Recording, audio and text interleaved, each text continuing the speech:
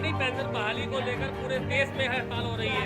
कई संगठन रेलवे के जो कर्मचारी हैं, किसान संगठन हड़ताल कर रहे हैं। वहीं दमनई हरिद्वार में भी हड़ताल जारी है। जिस तरह से पिछले 3 दिनों से हड़ताल जारी है, चौथा दिन है। वहीं हमारे साथ एनआरएमयू के शाखा सचिव अजय तोमर, उनसे बात करेंगे। आज हड़ताल का चौथा दिन है जी, किस तरह से ये हड़ताल जारी चल रही है, बताइए। आज हमारा नॉर्दर्न रेलवे मैनेजमेंट का हड़ताल का चौथा दिन है और शाम 5 बजे तक आज हड़ताल चलेगी। हमारे महामंत्री जी ने फरवरी का 19 फरवरी तक का टाइम जो है दिया है सरकार को कि 19 फरवरी तक कोई भी डिसीजन ले, अन्यथा जो है मार्च में है रेल का चक्का जाम करने का ऐलान कर दिया। कहाँ ये हड़ताल चल रही है? हम देख रहे हैं कि पूरे देश में इस समय रेलवे कर्मचारी लगातार हड़ताल कर रहे हैं। क्या लगता है कि 2024 में जो मोदी की चुनाव की योजना है वो किस तरह शुरू हो सकती है? देखो, इसमें बिल्कुल स्पष्ट ये है कि हम तो स्वागत करते हैं मोदी जी का, लेकिन अगर मोदी जी नहीं मानते और अपनी हठधर्मिता करते रहते हैं तो उसका एक ही विकल्प, एक ही नारा रहेगा हमारा कि मोदी हटाओ अभियान। और जब पूरे देश में इतनी भारी संख्या में हड़ताल चल रही है तो इससे आप लोग भी अंदाज़ा लगा सकते हैं कि एक वोट के साथ कम से कम, एक रेलवे कर्मचारी के साथ कम से कम 10 परिवार के आदमी भी होंगे तो बहुत वोटों का नुकसान उन्हें होगा।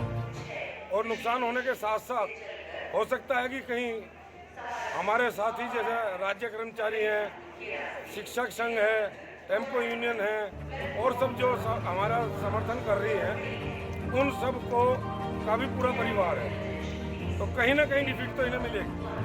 देखिए, आपको बता दें कि आज भी नौकरी करने के बाद उसका जो सहारा होता है बुढ़ापे में, वो होती है पेंशन। उसी पेंशन की बहाली को लेकर इनका धरना प्रदर्शन लगातार चल रहा है। ये पुरानी पेंशन है तोमर जी, पुरानी पेंशन के बारे में बताइए, इससे कितना लाभान्वित कर्मचारी हो रहे थे? देखो, पुरानी पेंशन स्कीम जो है ये गारंटी है, ये गारंटी है बुढ़ापे को अच्छी तरह जीने की, बुढ़ापे में अपना सम्मान रखने की।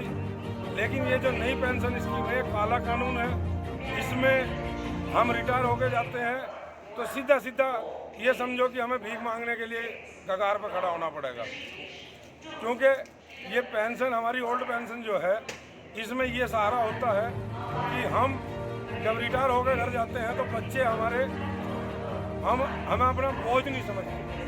क्योंकि आजकल की प्रवृत्ति ये है कि माँ बाप चाहे कितना ही पाल पोस का बड़ा कर दे, लेकिन बुढ़ापा तो पेंशन से ही करता है। और ये बुढ़ापे की पेंशन मोदी सरकार ने छीन रखी है, ये इन्हें वापस करनी पड़ेगी, नहीं तो मोदी सरकार को जाना पड़ेगा।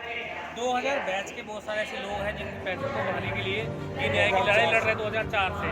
कुछ हमारे साथ रेलवे कर्मचारी हुए हैं, उनसे भी जानते हैं किस तरह का प्रदर्शन आप लोग द्वारा चल रहा है।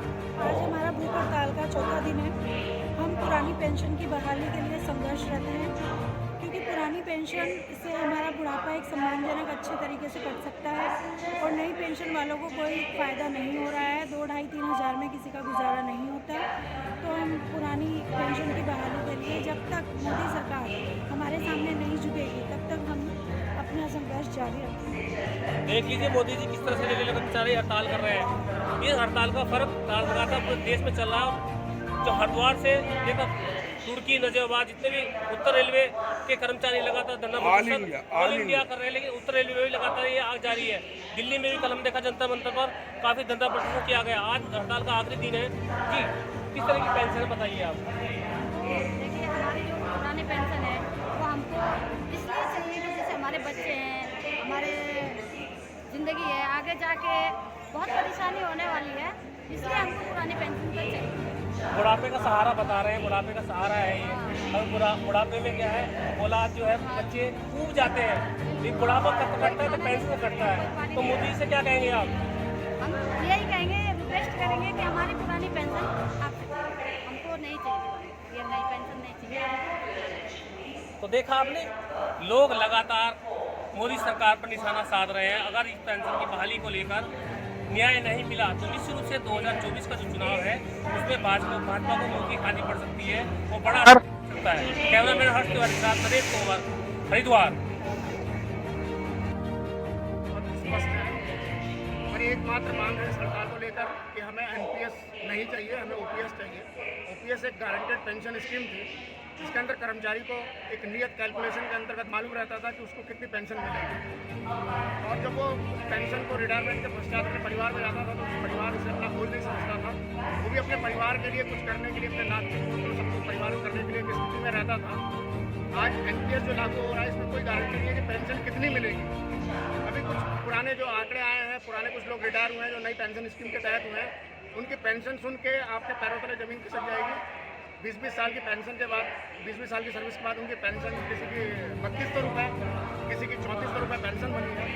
तो आज के ज़माने में 3200 या 3400 रुपये से क्या होता है। और एनपीएस में सबसे बड़ी जो दुखद स्थिति है, एनपीएस स्पष्ट नहीं है इस संदर्भ में कि हमारा कितना पैसा मार्केट में लगाया जा रहा है, शेयर मार्केट में कितना लगाया जा रहा है, कितना ऋण में दिया जा रहा है, कहाँ कैसे उसको पैसे को यूज़ किया जा रहा है, उसका हमारे पास कोई लेखा जोखा नहीं है। और रिटायरमेंट के पश्चात एनपीएस का आधी राशि जमा राशि रख ली जाएगी, आधे में से पेंशन दिया जाएगा।